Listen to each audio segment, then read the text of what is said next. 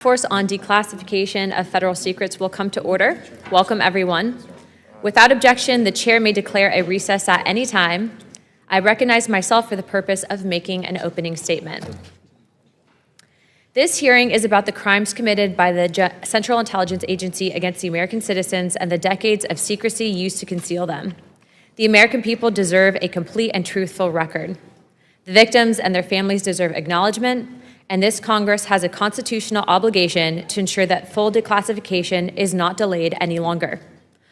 Project MKULTRA was not a policy failure or an overzealous program that got out of hand. It was a deliberate, systematic governmental operation that subjected American citizens, prisoners, hospital patients, veterans, ordinary people to LSD, electroshock, hypnosis, sensory deprivation, psychological torture without their knowledge or consent. This went on for 20 years on American soil, funded by American taxpayer dollars and authorized by the very top of U.S. intelligence apparatus. And this program, when it did end, the men who ran it did not cooperate with investigators. They did not come forward. They committed another crime. They destroyed evidence. The documents this task force has reviewed are unambiguous. In January 1973, the director of the CIA, Richard Helms, prepared to leave office. He personally ordered the destruction of MKULTRA records. The CIA official document in writing states, over my stated objectives, the MKULTRA files were destroyed by the order of DCI Mr. Helms shortly before his departure from office. A separate internal account confirms that Helms telephoned Dr. Gottlieb directly and instructed him to destroy, quote, all files pertaining to drug research and associated activities. Gottlieb compiled 4 people, spent an entire day tearing, burning down 152 files. Then Gottlieb had his personal papers destroyed by his secretary before he retired. The head of the CIA-owned records center protested the destruction in writing, but he was overruled. That is obstruction of justice. That is criminal destruction of federal records, and neither individuals were ever charged with a crime for it. Helms received a $2,000 fine for lying to Congress about an unrelated matter and collected his government pension until he died. Gottlieb retired in rural Virginia and wrote poetry. No one went to prison. No victim was ever formally compensated by the government for the harm that they caused. By 1975, the Church Committee and the Rockefeller Commission had already established through sworn testimony and the surviving 1963 Inspector General report that MKULTRA existed and that the CIA had run a program of human experimentation on unwitting Americans. The scope and detail of what we know today is largely because of an accident. In 1977, an archivist diligently complying with a FOIA request discovered 7 boxes of MKULTRA financial records that had been misfiled and escaped the bonfire. Those 7 boxes included the names of institutions, the name of subprojects, the researchers who participated, the specific operation that the CIA had funded, and without them, the vast majority of MKULTRA would only be a rumor, just as Helms and Gottlieb intended. Those 7 boxes revealed that MKULTRA comprised at least 149 subprojects, operated across more than 80 institutions, and involved 185 non-government researchers. They revealed that the CIA covertly contributed $375,000 to a hospital research wing, which was approved directly by DCI Alan Dulles, which Richard Helms concurrence, so the agency could use unwitting patients as experimental subjects in what their own documents called a hospital safe house. The CIA-owned Inspector General said in 1963 his classified report concluded that the program had exceeded the agency's legal chapter and covert testing on unwitting subjects placed the rights and interests of U.S. citizens in jeopardy. The program ran for a decade that we know of, and they ignored their own watchdog. Let me be clear what I believe that we are dealing with here. Administering drugs to people without their knowledge or consent, subjecting humans to psychological torture, and using prisoners and hospital patients as non-consenting research subjects. These are crimes against humanity. The Central Intelligence Agency committed them, and then the director of the CIA was ordering the destruction of evidence. Today we will hear from 2 witnesses who have spent years unraveling the cover-up that our government ordered. Stephen Kinzer documented the life and crimes of Sidney Gottlieb in his book, Prisoner of Chief, and Tom O'Neill spent over 20 years investigating what the CIA buried and what they obscured that in my mind, constitute some of the worst notorious crimes against humanity in the 20th century. Their persistence in the research in this hearing is possible simply because they are patriots. The American people deserve the complete record. The victims and their families deserve acknowledgement, accountability, and justice. And this Congress has a constitutional obligation to make sure that the CIA never does this again. With that, I'm going to be opening up first questions, and I'll hold my questions to the end to Representative Burleson. But before I do pass it, I did want to just note, a few weeks ago, we did receive reports. There's some back and forth regarding the CIA and ODNI pertaining to new MKULTRA boxes that were discovered. Myself and Representative Burleson did go down to Langley. We did meet with the CIA, and the CIA is currently in the process of declassifying newly found documentation, although the documents, and I feel comfortable enough to share it here, pertain specifically to a forgery program that was being housed under MKULTRA. So as soon as those files are released, we will be putting out notification with your help to also comb through some of the newly released documents, but I did want to give you a quick update. Without further ado, I would like to now recognize Representative Eric Burleson for his questions. Go ahead. Without objection, Representative Perry and Representative Higgins from Pennsylvania and Louisiana is waived on to the committee for the purpose of questioning the witnesses at today's subcommittee hearing. I need the opening statement. Yeah. And I'd like to now recognize Dr. Kinzer and the witnesses for the opening statements. I have to swear them in. Stephen Kinzer is a historian, journalist, and author of Poisoner-in-Chief, Sidney Gottlieb, and the CIA's Search for Mind Control. Tom O'Neill is an investigative journalist who authored Chaos, Charles Manson, the CIA, and the Secret History of the 60s. And Elizabeth Genexi, did I say that right, ma'am? Genexi is an independent consultant and former senior program officer at the National Institute of Health. We look forward to hearing what you have to say today on this important subject. Pursuant to Committee Rules 9G, the witnesses will please stand and raise their right hand.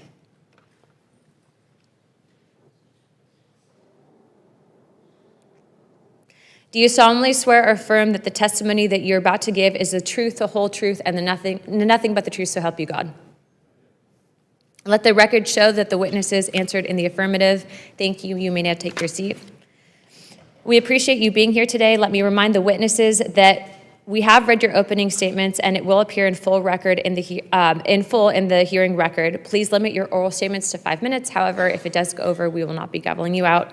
As a reminder, please press the button on the microphone in front of you so that it is illuminated and members can hear you. When you begin to speak, the light in front of you again will turn green. After 4 minutes, the light will turn yellow, and when the red light comes on, that means that your 5 minutes has expired, and we will ask you to please wrap it up. I would now like to recognize Stephen Kinzer for his opening statement. Thank you very much, Madam Chairman. Let me begin by expressing my gratitude to this task force for confronting the enormous issue of overclassification of government documents and the culture of secrecy that enables it. I'm especially gratified by your interest in MKULTRA, the project the CIA carried out through the 1950s in an attempt to find the secret of mind control. MKULTRA was one of the most secret government programs in American history. The chemist who directed it, Sidney Gottlieb, lived in total anonymity. My book, Poisoner-in-Chief, may be the most complete account of MKULTRA that exists in public, but I'm painfully aware that I have discovered only a small portion of what MKULTRA was and what Sidney Gottlieb did. In 1951, the CIA hired Gottlieb and directed him to launch what became MKULTRA. Gottlieb believed that in order to find a way to implant a new mind into someone's brain, you first had to find a way to destroy the mind that was in there already. In its search for ways to destroy a human mind and body, MKULTRA conducted the most extreme experiments on human beings that have ever been carried out by a US government agency. By any standard, they qualify as medical torture. These experiments took place in prisons, clinics, and safe houses in the United States, in Europe, in Asia, and even in Latin America. Officers of MKULTRA were authorized to travel to foreign countries, preferably those under formal or informal U.S. occupation, and ask the local CIA station to provide them with expendables, human beings who would not be missed if they disappeared. Gottlieb had what amounted to a license to kill issued by the U.S. government. Neither the number of MKUltra victims nor the number of those who were experimented to death is known. Gottlieb, as a result of this license to kill, might have been the most powerful unknown American of the 20th century. Some information about MKUltra spilled out during the 1970s, but senior CIA officers had intentionally let Gottlieb operate without supervision, so they were able to claim that they knew nothing about his excesses. This was a way for the CIA to deny its institutional role in MKUltra and to portray it misleadingly as the product of one man's sadism or excessive zeal. Investigating MKUltra is challenging because when Gottlieb and his mentor Richard Helms left the CIA in 1973, they illegally ordered that its records be destroyed. Soon afterwards, under DCI Stansfield Turner, a CIA analyst, as you pointed out, Madam Chairman, discovered a cache of MKUltra documents hidden among financial records. Turner credited that analyst with doing a very diligent job of Sherlock Holmesing. That same diligence, I believe, could bring results today. One of the great mysteries of MKUltra has to do with the death in 1953 of an MKUltra scientist, Frank Olson, who had announced his intention to quit the project. His plunge from a New York hotel room was described in the press as the suicide of an Army scientist. He was not an Army scientist. He worked for the CIA, and evidence suggests that his death may have not have been a suicide. So there could be hidden documents that could illuminate this case. I would also point out that in addition to searching for unknown documents, this committee could do a tremendous service by simply asking for the end of redactions on the documents that we now have. There are reams of documents about MKUltra that have heavy sections redacted. In the 1970s, this was justified by the argument that it had only been 20 years since these terrible things had happened and revealing details might affect national security. Now 70 years have passed. That argument can no longer be valid. So I would urge this committee to try to fill out all the blank spaces in the documents that we have, because we know that is there. This task force could also consider trying to determine whether some new incarnation of MKUltra exists today. When the main phase of MKUltra drew to a close in the early 1960s, Sidney Gottlieb concluded that it had failed, that in fact there is no such thing as mind control. Even if he was right, however, he may have been right only at that time. In the many decades since then, there have been enormous advances in cyber technology, in artificial intelligence, in neuroscience. Covert agencies may have access now to tools for mind control that Sidney Gottlieb could not even have imagined. It may well have been true in 1963 that mind control is a myth, but whether it's still true is uncertain. And that question of whether mind control might now be possible under our new circumstances is something that has presumably occurred to scientists who work for secret services, including our own. This task force has a chance to connect the past to the future. A renewed effort to find MKUltra documents from the 1950s and to fill out the redactions of those that have been released might shed new light on how the CIA operated during that period. It could also inform a new inquiry into whether any mind control projects are now underway inside the U.S. security apparatus. That might help prevent the emergence of a 21st century MKUltra that could be even more destructive than the original. Thank you. Thank you very much, Dr. Kinzer.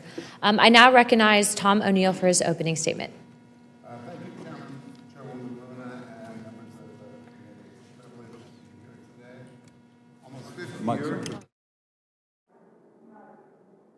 Oh, sorry, should I start over? Thank you, Chairwoman Luna and members of the committee. It's a privilege to be here today. Almost 50 years ago, the last congressional hearings into MKULTRA took place just a short walk from here in the Dirksen Senate Office Building. At those hearings, convened in August and September of 1977, representatives of the CIA told Congress and the American people that its 25-year effort to control human behavior had been a colossal failure. Because I believe Congress was never told the truth about what this program actually achieved. In fact, I believe the agency misled Congress in 1977 when it characterized MKULTRA as a failure. My name is Tom O'Neill, and in 1999, I accepted a magazine assignment to write a story about murders committed by a group of hippies called the Manson family. For those unfamiliar with this horrific episode of American history, in the summer of 1969, 4 young people acting on the orders of a cult leader named Charles Manson went to the home of movie director Roman Polanski and murdered everyone they found there, including his 8.5-month pregnant wife, the actress Sharon Tate. The victims were complete strangers to their killers. The following night, Manson's followers murdered another couple in the same grisly fashion. At the time I accepted the assignment, I'd never heard of MKULTRA, and I wouldn't for another 2 years after I'd missed countless deadlines, lost the assignment, and fallen down a nightmarish rabbit hole trying to answer the question I couldn't quite shake. How had Manson, a barely literate ex-con, acquired the ability to persuade ordinary young people to murder complete strangers simply because he had told them to? The pursuit of the answer to that question led me to Dr. Louis Jolyon West, known to his friends as Jolly. West was one of the most influential psychiatrists in America. During his career, he crossed paths with some of the most controversial events of the 20th century, including the Patty Hearst kidnapping case and the aftermath of the John F. Kennedy assassination investigation. In 1977, West was one of 7 academic researchers named in a front-page New York Times story alleging that the CIA had used American universities, hospitals, and prisons as secret laboratories for experiments involving LSD and other drugs on unwitting human subjects. West vigorously denied the allegations. He acknowledged that the agency had approached him, but insisted he had refused because he said LSD was too dangerous and unpredictable to be used on humans. He added that he limited all of his research with LSD to animals. The revelations in the Times led directly to the congressional hearings held later that year. West's denials, however, were effective. He was never investigated, and his name never came up at the hearings. I'll spare you the long and tedious story of how my Manson reporting led me to West, except to say that I eventually learned that in 1967, when Manson transformed into the cult leader we are familiar with today, he and his followers were receiving free medical care at a clinic in San Francisco, where West had established a base of operations for a research project he was conducting nearby. After becoming intrigued by the allegations against West, I learned that UCLA, his last academic home, had inherited his paper following his death in 1999. Nearly 2 months and more than 200 boxes later, I found the proverbial needle in a haystack: correspondence between West and Dr. Sidney Gottlieb, the architect of MKULTRA. The letters begin in 1953, just 2 months after CIA Director Allen Dulles authorized the program, and while West was stationed at the Lackland Air Force Base in San Antonio, Texas, where he was chief psychiatrist at the base hospital. In his first letter to Gottlieb, West proposed conducting experiments on unwitting human subjects, including military personnel, prisoners, and psychiatric patients at the base hospital. He then outlined the experiments themselves in 6 more pages that could have been written by Joseph Mengele. Using LSD in combination with hypnosis, West proposed inducing confusion, amnesia, and specific mental disorders in people who would remember nothing of their interaction with him afterward. He sought to develop techniques to extract true information and implant false information in unwilling subjects and to alter the attitudes and beliefs of, quote, previously loyal individuals. In other words, to completely switch their allegiance from one group or leader to another. But it was another sentence at the end of that letter that stopped me cold. These experiments, he wrote, must eventually be put to test in practical trials in the field. Gottlieb's response could hardly have been more enthusiastic. My good friend, he wrote, I had been wondering whether your apparent rapid and comprehensive grasp of our problems could possibly be real. You have indeed developed an admirably accurate picture of exactly what we are after. West replied that there was no more vital undertaking conceivable in these times. There was another document in West's papers that had even more significant implications. It was a 14-page report that West wrote in 1956, just 3 years after he contracted with the CIA. In the report, West described administering LSD and other drugs in conjunction with hypnosis on unwitting human subjects, and then he made a remarkable claim.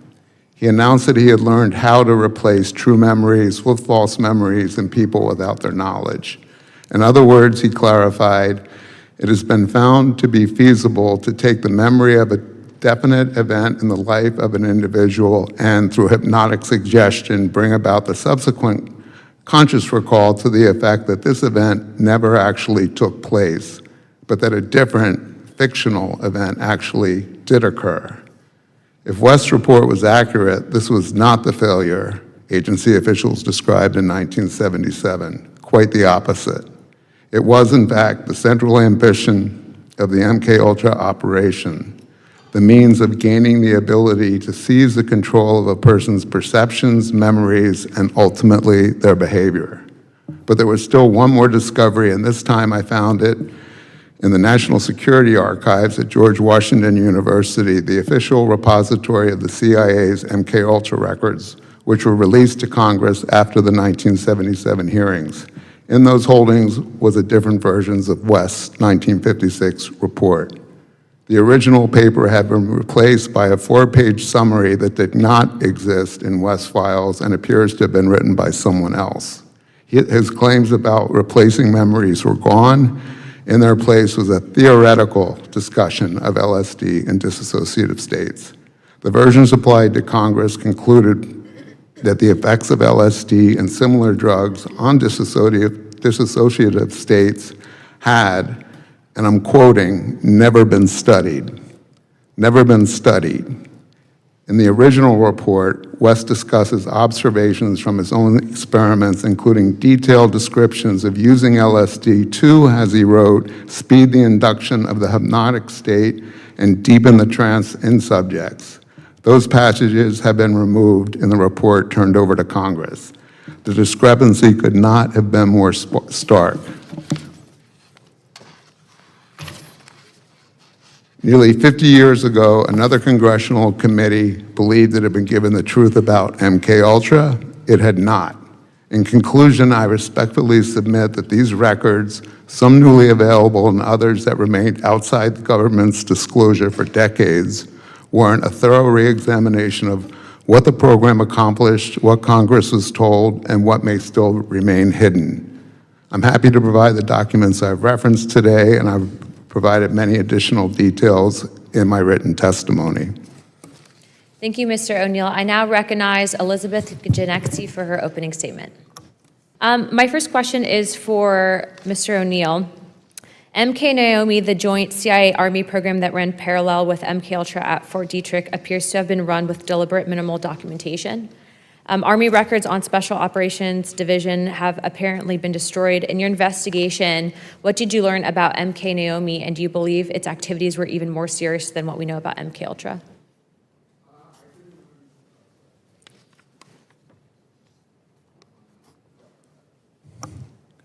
I'm sorry.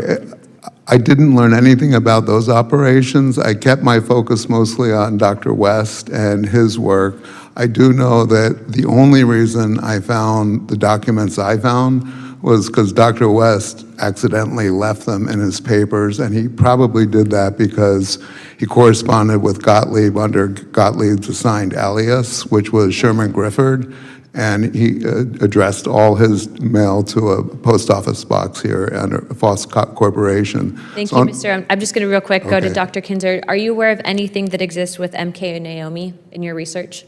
And if you could please press the button. My understanding of MK Naomi is that it was a joint project between the military and the CIA. And there's a big difference because the MKULTRA project was aimed at seizing control of the minds of individuals. The Army was interested in something different, which was trying to use biological agents in warfare against entire populations. So MK Naomi is the place where these two goals overlapped. And that was the 1953 Frank Olson death. Was that in a way tied to that from some chatter that we had seen in? Exactly what the motivation was behind the decision about Frank Olson, if there was such a decision, is unknown. My next question is also for you, sir. Operation Paperclip brought over 1,600 German scientists into the United States government after World War II, including individuals who had conducted human experimentation in concentration camps. The CIA and military were aware of their backgrounds and recruited them anyways. In your research, did you find direct documentation between Paperclip scientists and the development of MKUltra's experimental protocols, specifically the use of mescaline, hypnosis, and sensory deprivation, which were techniques also documented at Dachau? Absolutely. Kurt Blume, who was the chief of biological weapons development for the Nazi government, came to work for the CIA. So did Walter Schreiber, who was the Surgeon General of the Nazi Army. I can just tell a brief story. When I was researching my book, I found what I think might be the first secret CIA prison or black site. It's a nice chalet in Germany. And the guy who now owns it took me into the basement. He said these were the cells where the MKUltra officers, working side by side with Nazis, carried out those gruesome experiments, which were actually just continuations of the experiments that those Nazis had been conducting just a few years earlier right down the road. Just for timeline and clarification, these experiments were happening after the Nuremberg trials, correct? So the CIA would have known that these were crimes against humanity. I looked for an episode in which the Nuremberg doctrines were posted on the wall in some MKUltra or CIA office, and I was never able to find any indication that those Nuremberg principles ever were even consulted, much less obeyed. Thank you. My next question would be for either witness to comment, Dr. Kinzer or Mr. O'Neill. Both witnesses have written about the psychiatrist Louis Jolly West. Sidney Gottlieb, who ran MKUltra program for the CIA, hired West as a contractor to conduct research for subproject 43, combining hypnotism, drugs, and sensory deprivation to create dissociative states, in which, to quote Mr. Kinzer in his book Poisoner in Chief, the human mind could be pulled away from its moorings. Following the assassination of President John F. Kennedy, West psychiatrically examined Jack Ruby, then in prison for murdering the president accused of the assassination, Lee Harvey Oswald, the assassin accused of murdering President Kennedy, Lee Harvey Oswald. A report emerged from West's examination said that Ruby had suffered an acute psychotic break. Can you explain why Dr. West in particular was chosen to conduct an examination of Jack Ruby alone in his jail cell with no other psychologist present? Be happy to. West inserted himself into the case. When Ruby was, the day of the shooting, the day after the shooting, West approached the judge in the preliminary hearings and asked to be assigned to the case. He was refused by the judge. After Ruby was convicted at his first trial, an associate of West, Dr. Hubert Winston Smith, who was a psychiatrist and an attorney, took over Ruby's defense for his appeal. And he had already discussed appointing Ruby to the case, or excuse me, West to the case. And as you said, West examined Ruby alone at the jail cell and emerged to announce that in the preceding 48 hours, he had had an acute psychotic break from which he would never recover. He had been declared competent to stand trial the first time by a panel of, I think, 8 psychiatrists. This psychotic break lasted until his death in 1967. 2 months after West examined him, Ruby testified for the first time and only time to the Warren Commission, and it was the first time he ever publicly was supposed to say what his reasons were for shooting Oswald.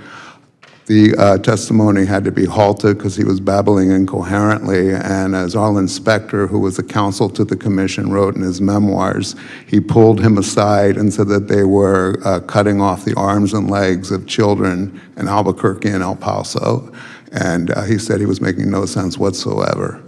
West, in his letters to Gottlieb from 1953, discussed experiments where he would induce specific mental disorders in people without their awareness. A year before the Kennedy assassination, he publicly spoke in Oklahoma City and talked about his LSD experiments inducing psychiatric breaks and psychosis in people with the use of LSD, which of course later contradicted what he told the New York Times when he said he never used LSD in animal experimentation. What an interesting connection. I'm out of time, but I'll be now recognizing Mr. Burleson from Missouri for 5 minutes. Thank you, Madam Chair. Thank you for your diligent work on this, and hopefully we will hear back from the CIA on those boxes of documents that have so many questions about. Dr. Kinzer and Mr. O'Neill, the CIA created MKULTRA in 1953, supposedly out of fear that the Soviet Union and China had developed mind control capabilities. Let me go back a little bit further. So one of my questions has to do with the event that happened in 1951 in August in France. There was a bakery that I guess the people that lived in that community, over 250, some say 300 people were poisoned from the bread. It was determined that that was LSD that was causing all of these people to hallucinate. Some people died. Is there any connection, Dr. Kinzer, to that event? And was that something that either inspired the MKUltra program or the MK Naomi program, or is that something that we were involved in even that early on? I would turn that question back to you. I don't think anybody really knows the full story of what happened at that in that town in France, that the United States could have been involved, that this could have been part of what was then called Operation Artichoke, the predecessor for MKUltra. Seems to me not beyond the realm of possibility. There's a lot of overlap between the ergot enzyme that is the basis of LSD and certain rye and wheat funguses that can be used in breads. Was that something intentional? Was it something the Americans were involved in? I have my suspicions, but just based on my background as a journalist, I don't operate on suspicions. So I would love to see more investigation of that episode. My next question has to do with, once the program began, I think one of the most shocking things that we've determined is the Operation Midnight Climax that occurred in the early 1950s, 60s, where the CIA had safe houses, and there was, I say, Dr. Kinzer, I mean, this is extremely disturbing behavior that was happening, where you had American citizens who were being lured into these brothels and then dosed with an hallucinogenic and then filmed during their sex acts. Was there anyone prosecuted for these crimes? No, there have been no prosecutions for any crime related to MKUltra as far as I know. To me, the remarkable aspect of that Operation Midnight Climax was that there wasn't even the pretense of scientific experimentation. The person watching behind the one-way mirror was a grossly overweight drug officer sitting on a portable toilet and drinking cocktails out of a pitcher. There was nobody there that was a scientist or somebody who understood sexual behavior or human psychology. So there was no science involved in it at all. I can add a little footnote. When I was researching Poisoner-in-Chief, I came across a document in which one of the officers involved in setting up that program, Operation Midnight Climax, said that Sidney Gottlieb himself used to fly from Washington out to inspect the project regularly and always asked that women be provided for him. So That was my next question. Do you made think me that the wonder- agents were involved in the sexual encounters? Well, and could that have actually been the reason why the bordello was opened? There was no prospect of any serious scientific result out of that project, given the personnel who were overseeing it. So those CIA officers, particularly Gottlieb, involved in overseeing Operation Midnight Climax, certainly were able to take advantage of what it offered. Thank you. And my last question, first I want to say thank you to Mr. O'Neill. The book Chaos, I checked it out from the Library of Congress and greatly appreciate your work there. I was intrigued by one of the statements that you made based on your research that the MKULTRA program, they were actually successfully able to replace memories. And because of that, I'm wondering if, and Dr. Kinzer, you can chime in if you have any knowledge of this, did the program continue, and do you think that the program in some aspect is still continuing today? You're asking if the program continued after 1973 when That's it was halted, supposedly. I honestly, that's a question I'm asked at almost every appearance I do. Is it happening today? Did it continue? I don't know. I can't imagine that it didn't, though, because the technology that they worked to establish over 20, 25 years and spent more money on than any operation the CIA had ever conducted was successful. I imagine it's being used. I have no evidence of it being used, so it's a complete assumption. I would just add that one of the letters to which Mr. O'Neill referred contains a quote from Mr. Gottlieb saying that these experiments were necessary, quote, in these times. I think it's important to put yourself back in that mindset where the United States felt that it was under such overwhelming threat that the loss of a few lives or a few hundred lives was a small price to pay. Commitment to a great cause is one of the most fundamental justifications for committing immoral acts. And patriotism is among the most noble of causes. It can be twisted and it can be used as an excuse to carry out research under the guise that this is simply research we're doing to protect ourselves against others. And I think that is a mindset that may still be active in some parts of our government. Thank you, gentlemen. Thank you, Madam Chair. My time has expired. I yield back. Here today. Mr. Kinzer, in your book, Poisoner in Chief, you describe how Project MKUltra was authorized by CIA Director Allen Dulles in April of 1953 as an umbrella program for research into the covert use of biological and chemical materials for mind control and interrogation. What specific geopolitical and intelligence concerns, particularly regarding alleged Soviet and Chinese, quote, brainwashing and Korean War prisoners, drove this authorization? And how did Cindy Gottlieb's unique background and personality and worldwide view shape the program's direction and methods and ethical boundaries? Let me start by answering your second question about Gottlieb. He was a very different person from all of the other senior CIA officers of that era. Most of them came from silver spoon backgrounds. They went to the same prep schools and the same Ivy League colleges and belonged to the same yacht clubs and worked for the same law firms and international banks.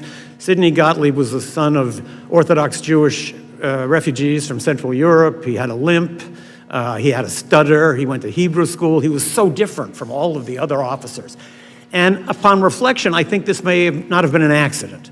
I think that people at the CIA understood that whoever had this job was going to be doing some awful, terrible things that would be very bloody, that they might become known, and it might be necessary to blame it all on somebody. And they didn't want to have to blame it all on one of their own. So Gottlieb actually became the person on whom everything was blamed. In fact, when he testified in secret here in Congress in the 1970s, he complained that there were documents on which various signatures had been redacted, but his alone had remained. So is a way of diverting attention away from the institutional responsibility of the CIA and trying to blame it on one crazy person. As for the international situation at the time, I think it's very important to understand this because there is a sort of a parallel to today. The CIA misinterpreted several key incidents in the world, including those to which you referred, the trial of the Cardinal Mindszenty, and then in Hungary, and then the return of Korean War prisoners. Neither of those episodes really had to do with mind control, but in the CIA, they were interpreted that way. And this gave the CIA a reason to pretend that its research was purely defensive. So I think when you consider the world situation and the sense in Washington that we're surrounded by enemies, that becomes a very dangerous environment. Conspiracy theories stem from the growth of the covert sphere. There's a great contradiction in American life that we pretend to uphold certain principles at home and abroad, but it's evident to many Americans that we actually operate in opposition to those principles.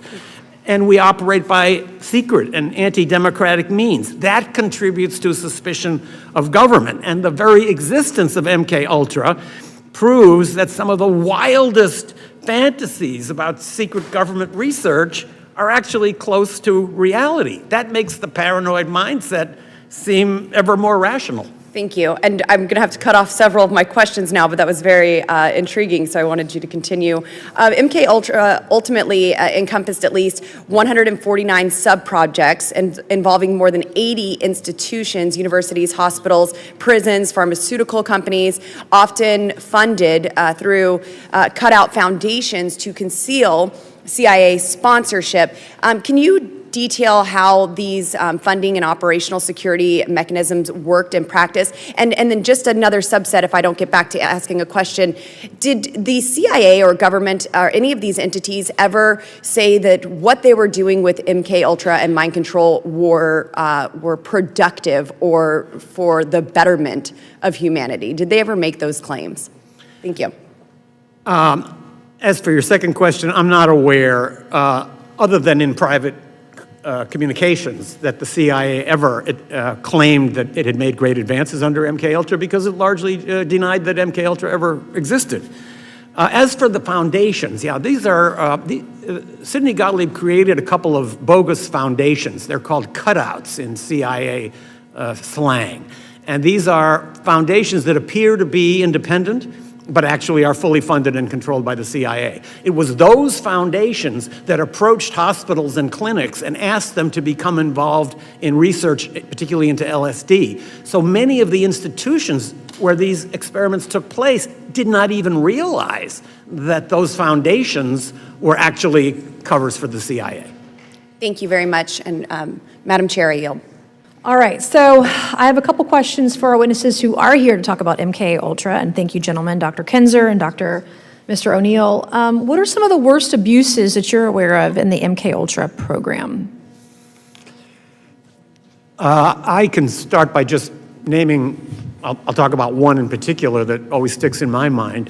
In the federal prison in Lexington, Kentucky, a group of African-American inmates was segregated and fed what were described in the protocol as double, triple, and quadruple doses of LSD every day for 77 days. Did they all survive? We have no idea what happened to them. This has stuck with me ever since I wrote that book. What happened to them? Did they ever find out what was given to them? Did they think they were going crazy? Did they? I think if the... Do you think we're still experimenting on prisoners or people in prison today? I don't have any information about that. Okay. I'm hoping there'll be another book about what's Mr. O'Neill, happening now. what are some of the worst abuses in MKUltra? There were many. The Frank Olson case, which was referenced earlier, that was a murder. I don't believe that was a suicide. And the motivation was because he was going to be a whistleblower. He worked at the CIA. He worked in the development of biological weapons, and he was planning to go public. And announced that the United States government was using biological weapons in the Korean War. And also, he was going to share what he knew about MKUltra experiments, including lethal experiments. And there's a documented case. How many, gentlemen, how many people do you think died through the MKUltra program or were murdered? No idea. If those who died largely were outside the United States, many people were experimented to death in that safe house in Germany that I visited, and people in the neighborhood told me they knew what was going on in that house, and that people who were experimented to death are now buried in what used to be forest plots that are now covered over Do with you think the German apartments. government knew what the U.S. government was doing? Do you think there was a partnership there or knowledge? Yes. There is a memo that was written by the German Secret Service to Konrad Adenauer, the Chancellor of Germany, telling him Americans are here capturing citizens, capturing people and conducting extreme experiments which are in violation of German law. And Adenauer decided to put that aside and not to I investigate have one more further. question because I have 15 seconds. Is this a massive cover-up by the U.S. government? It's certainly a cover-up of what happened in the past. Mr. O'Neill? Oh, absolutely, yes. Thank you, and I yield back. Thank you, Representative Mace. I now recognize Mr. Perry from Pennsylvania for 5 minutes. Thank you, Chair. Thanks to the witnesses for being here.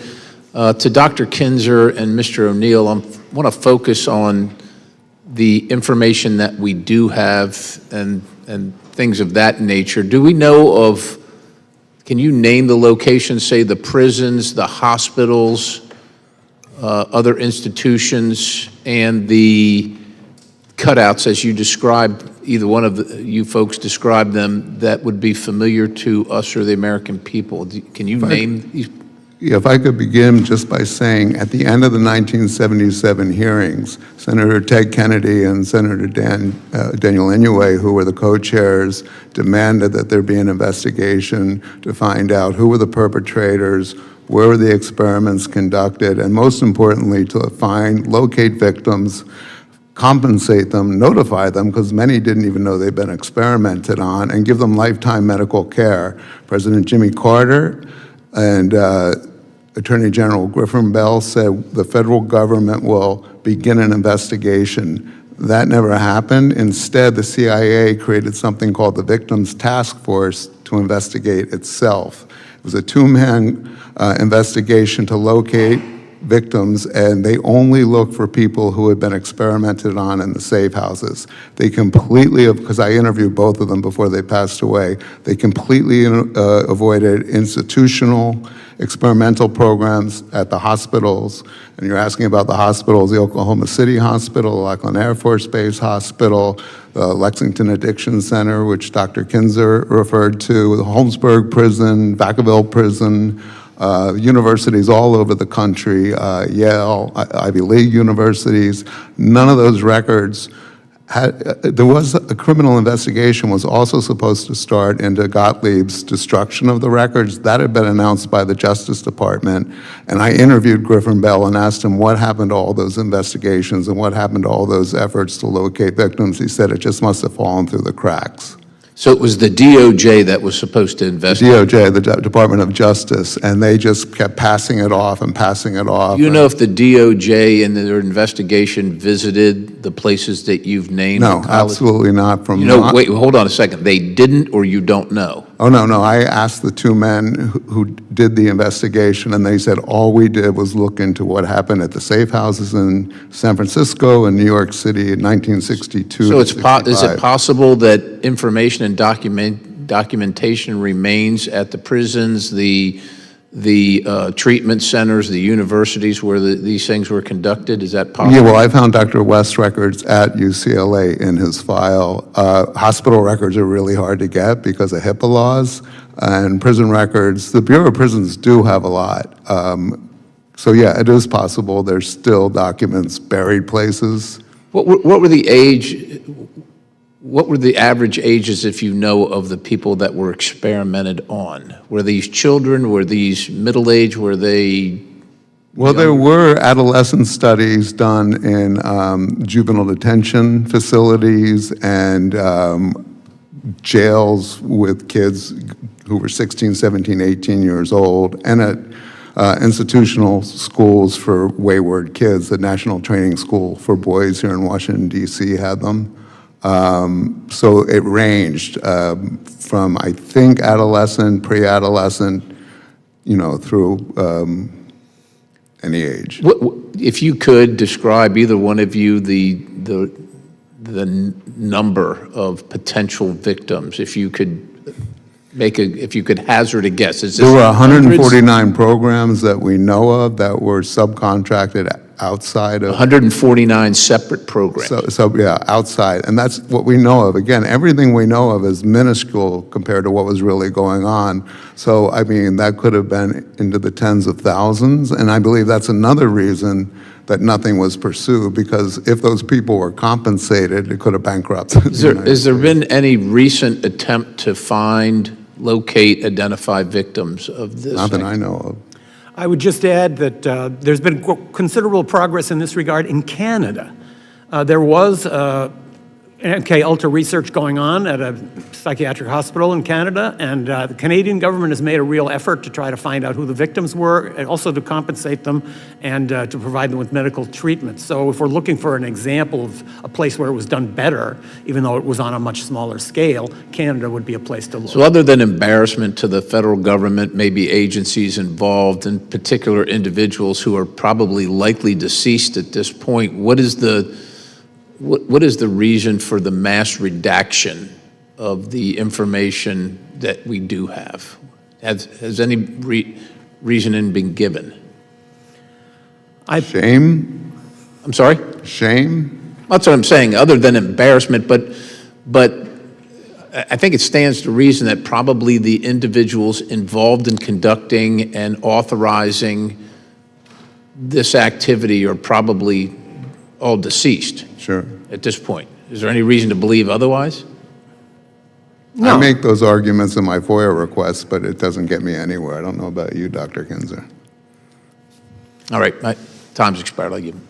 Thank you, Representative Perry. I'm now going to go to a second line of questions, so I'll be recognizing myself, followed by, I believe, Representative Bober and either of the representatives if they'd like to join in.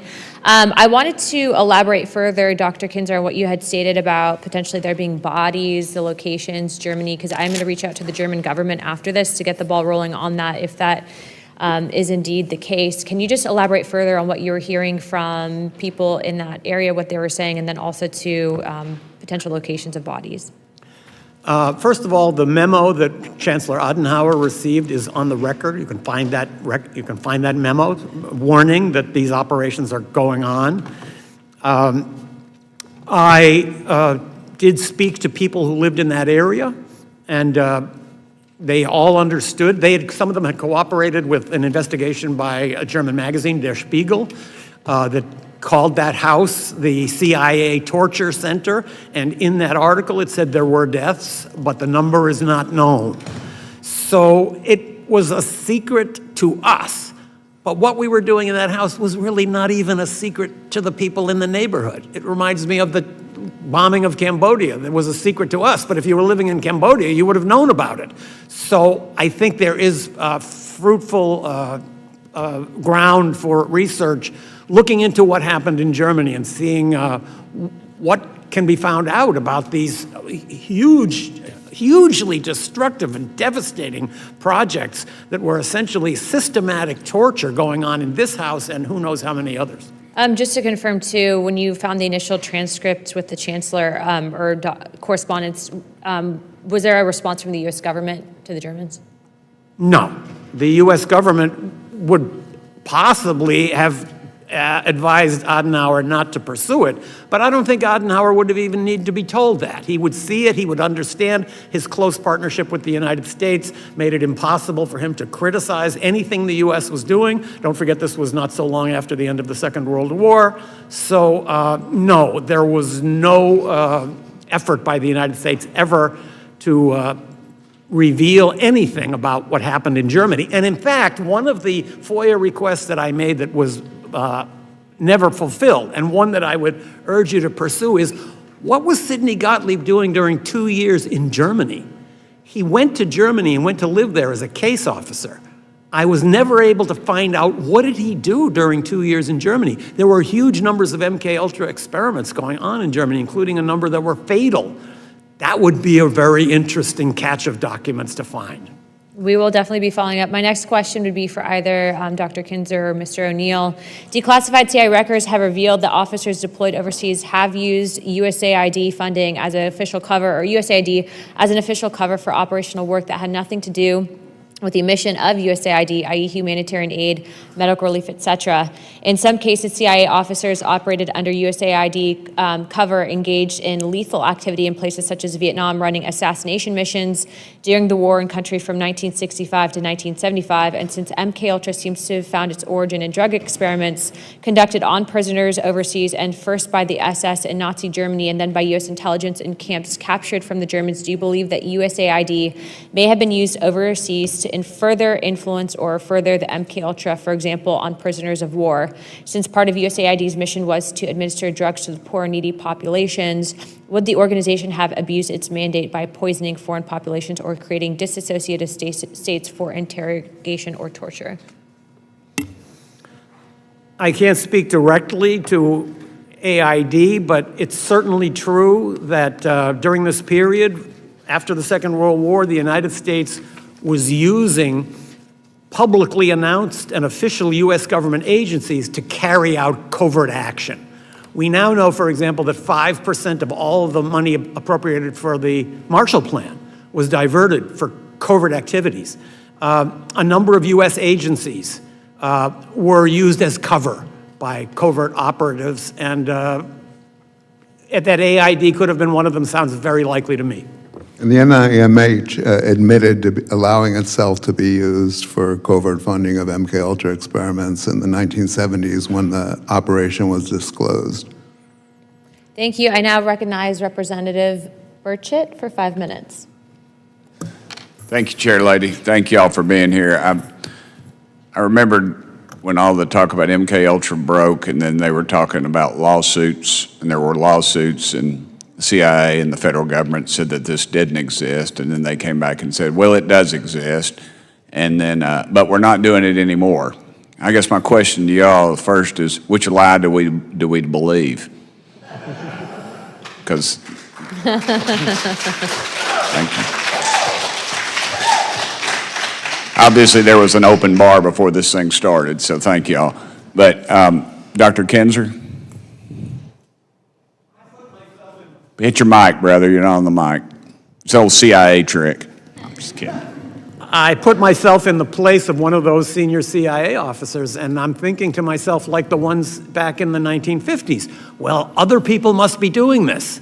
We'd be falling behind if we don't do it. And nobody's looking over our shoulders, and that, I think, is your job. So I think there is a definite air of urgency and total secrecy.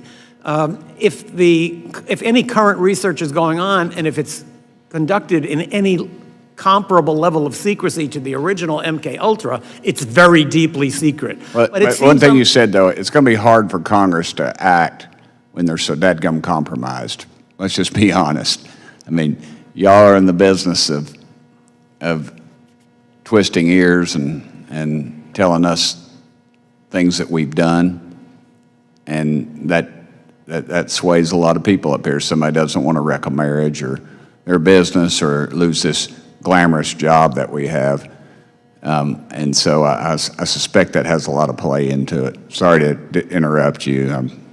I apologize. All I mean to say is that I think if there are such projects going on inside the U.S. government, there might be a sense that we can do this without any hostile supervision. What are the possibilities that what we've learned in MKUltra, now that it has advanced so much to algorithms and the computer and getting to loners, that some of these loners could, through this just mass propagation of whatever you're doing, could cause someone to maybe take a shot at a president?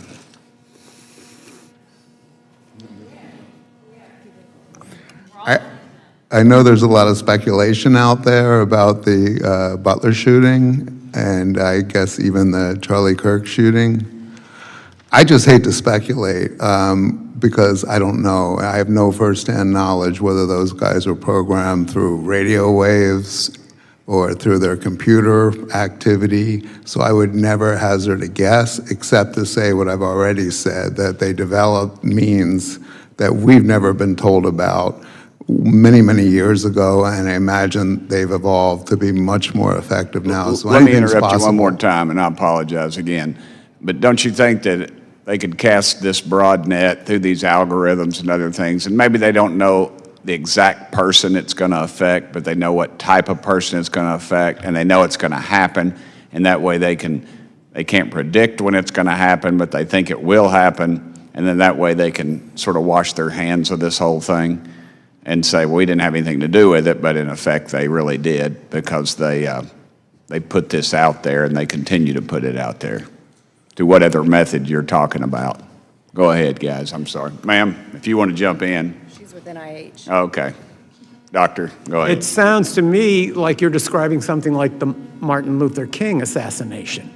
The FBI didn't carry it out, but it created such a climate denouncing King as the most dangerous man in America and putting out all this material about how he was helping communists that they must have thought it's going to filter down. Somebody will take action, and then we can say we didn't have anything to do with it.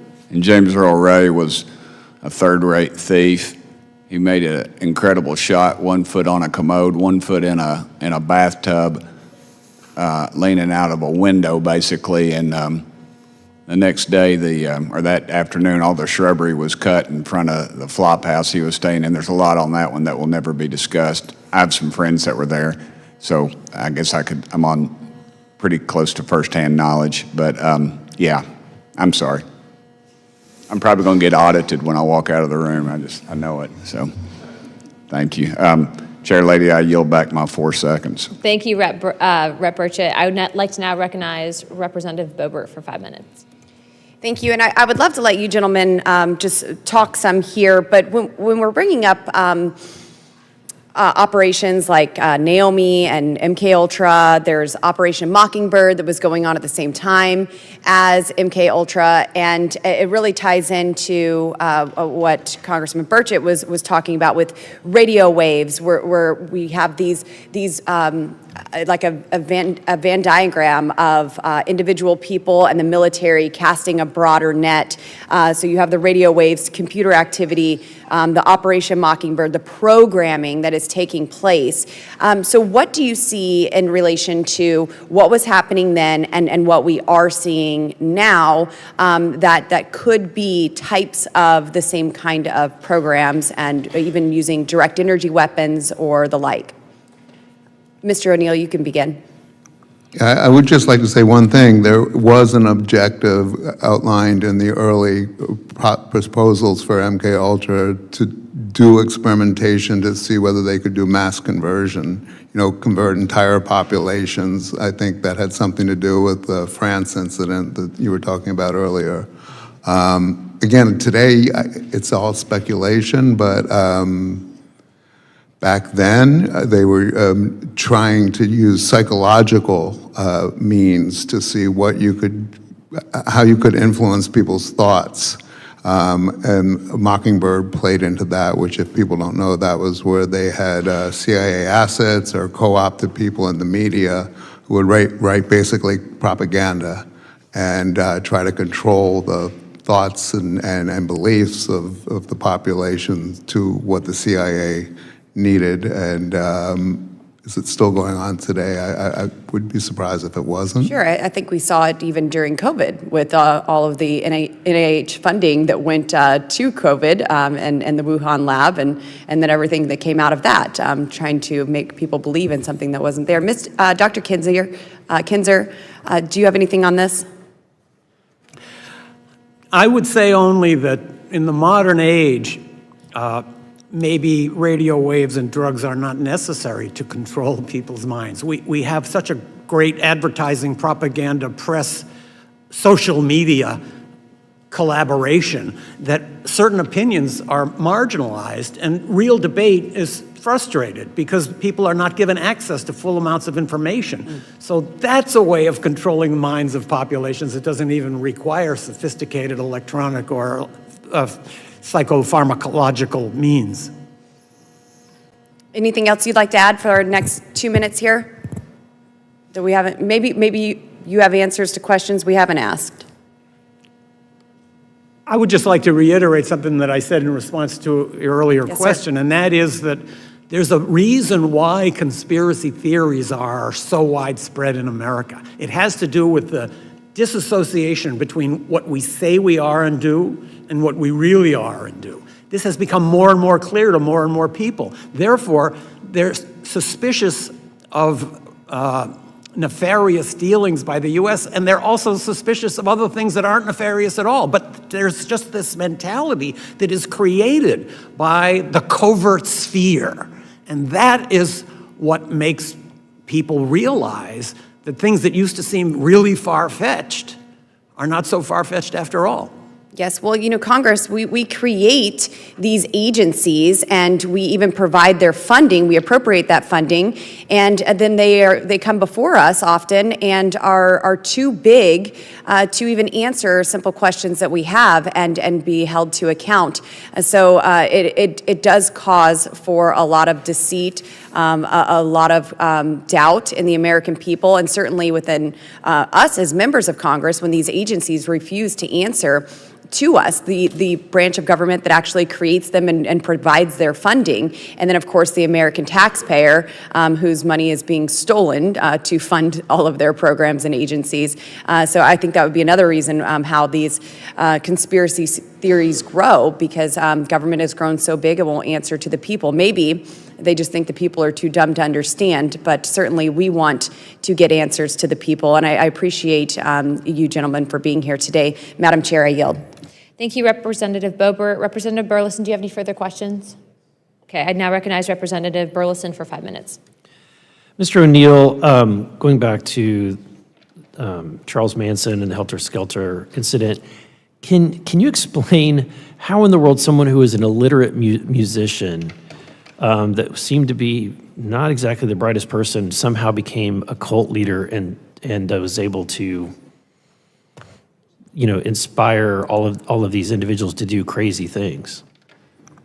Unfortunately, I spent 20 years trying to find out how that happened, and what I was able to prove was that from the moment Manson was released from federal prison in 1967, he violated his parole, went to the Bay Area without permission, and was immediately put under the supervision of a federal parole officer who basically gave him leniency as he gathered his group of followers, gave them drugs, dominated them, turned them into more or less subservient robots who would do anything he said. All that happened under the watchful eye of a parole officer named Roger Smith, who was also doing drug research at the same clinic that Jolly West had set up his operation to recruit subjects.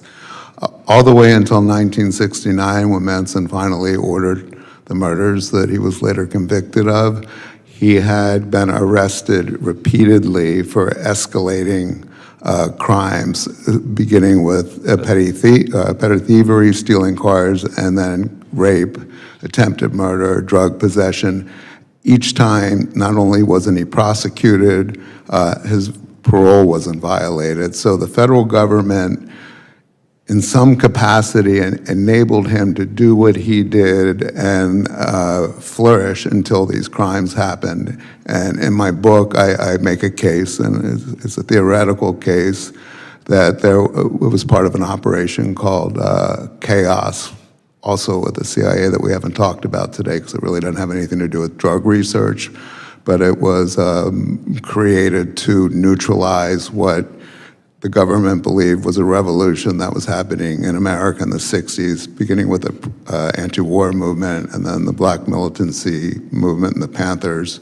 So it's kind of a big stew of a cauldron of possibilities that Manson emerged from all that when I don't think he should have.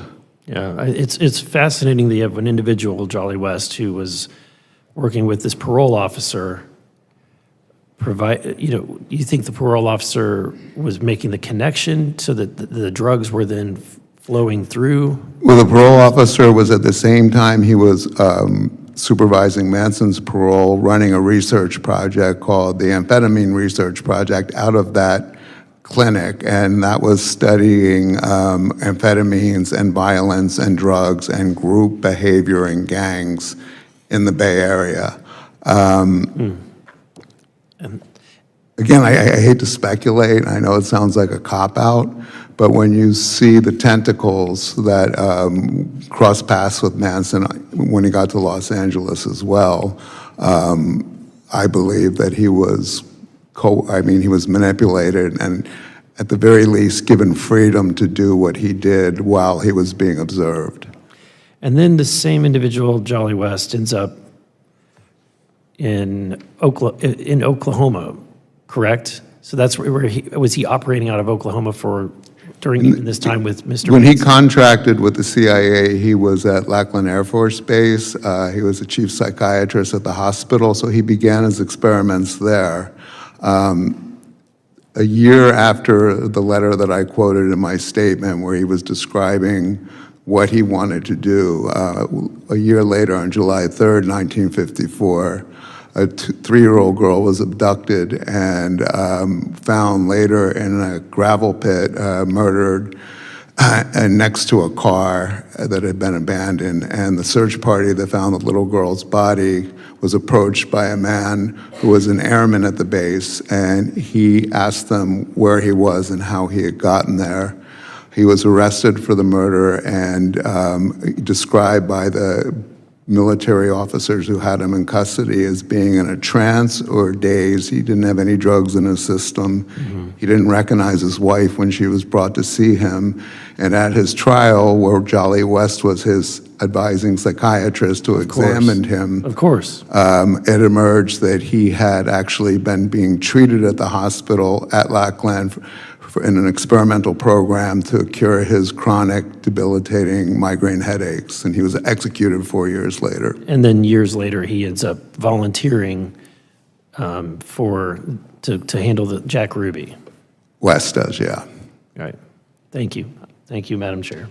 So just before we wrap up, is it in your expert opinion that Jack Ruby and Manson were assets of the intelligence agencies specifically pertaining to MKUltra? Were they MKUltra victims? Yeah, theoretically, Manson, I've never been able to prove absolutely. Jack Ruby, I believe, this is something else. The Warren Commission investigation, on the Warren Commission was Alan Dulles, the former CIA director, who authorized and ran MKUltra until he was fired by President Kennedy. The liaison to the committee for the CIA, who handled the information coming from the CIA back and forth to the Warren Commission, was Richard Helms, who was a direct supervisor of Jolly West. They knew who West was. They knew that what West was capable of and what they had paid him to do and what he had reported to them that he could do, including inducing mental disorders in people. That was never disclosed to the commission as far as anyone knows. So I believe that West was put in there to keep Jack Ruby from telling his story. Wow. In closing, I just want to thank you all for being here today, and we will be following up, Dr. Kinzer, on your request to fully redact. I'll be following up personally with the director of the CIA, the MKUltra files that we do have. Also, as I noted earlier, there will be more that will be declassified, specifically pertaining to newly found records that were located in what we were discussing earlier. I did also want to just state that, for the record, in regards to what statements were made earlier regarding the German government, we will also be following up on that. If there are indeed people that were victims of this that have been buried, we would like to know who those people are and who their families are as well, in order to correct the historical wrongdoings of this government. Without further ado, I would like to state that all members have 5 legislative days within to submit materials and additional written questions for the witnesses that will be then forwarded to them. If there are no further business without objection, the task force stands adjourned.